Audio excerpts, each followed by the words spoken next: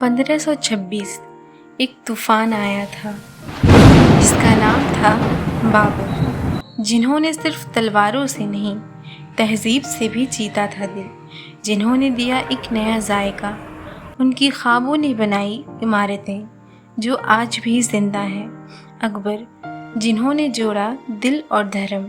सलीम और अनारकली, एक ऐसी दास्तां जहां मोहब्बत दीवारों में कैद हो गई और दिल दर्द का साज बन गया। जी हाँ, हम बात कर रहे हैं मुगलिया सल्तनत की, और इस सल्तनत का आगाज़ होता है बाबर से। बाबर का पूरा नाम ज़हीरुद्दीन मोहम्मद बाबर था। इनका जन्म 1483 में फिरंगाना में हुआ। बाबर अपने पिता उमर शेख मिर्ज़ा की ओर से तैमूर के वंशज थे, जबकि उनकी माँ कुतलुग निगार खानम मंगोल नेता चंगेज़ खान के ख़ानदान से थी। इसी तरह बाबर दोनों महान शासकों के वंशज थे। 1494 में जब वो सिर्फ 11 साल के थे, तब उन्हें अपने पिता की मौत के बाद फिरंगाना की गद्दी संभालनी पड़ी। 1497 में उन्होंने समरकंद जीता, लेकिन बाबर ने उसे तुरंत खो दिया। बाबर बार बार समरकंद को जीतने की कोशिश करते रहे, लेकिन बाबर वहाँ टिक नहीं पाए। आखिरकार 1504 में उन्होंने काबुल जीता और बादशाह की उपाधि धारण की। अब यहाँ से शुरू होता है असली खेल।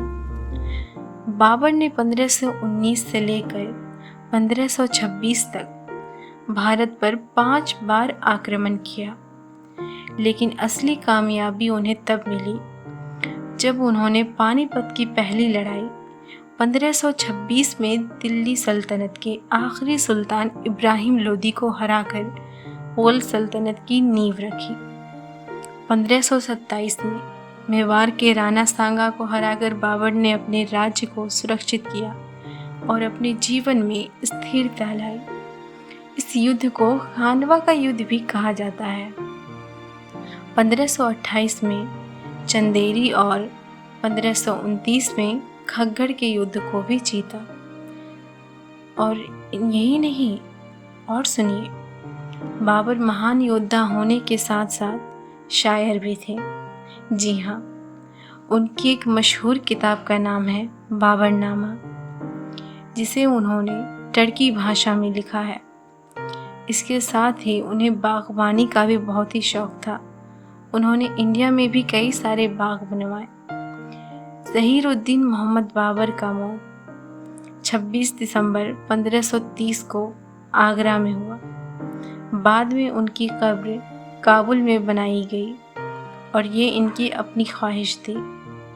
और इसी तरह बाबर का बाब यानी कि चैप्टर ख़त्म होता है, लेकिन कहानी अभी ख़त्म नहीं हुई है। दोस्तों, हम ला रहे हैं मुगलनामा सीरीज़, जिससे जुड़े रहने के लिए आपको हमारे चैनल को सब्सक्राइब करना होगा। ऐसे ही वीडियोस देखने के लिए आप हमसे जुड़े रहिए, और अगर आपको ये वीडियो पसंद आया हो तो लाइक ज़रूर करिएगा और कमेंट करके बताइएगा।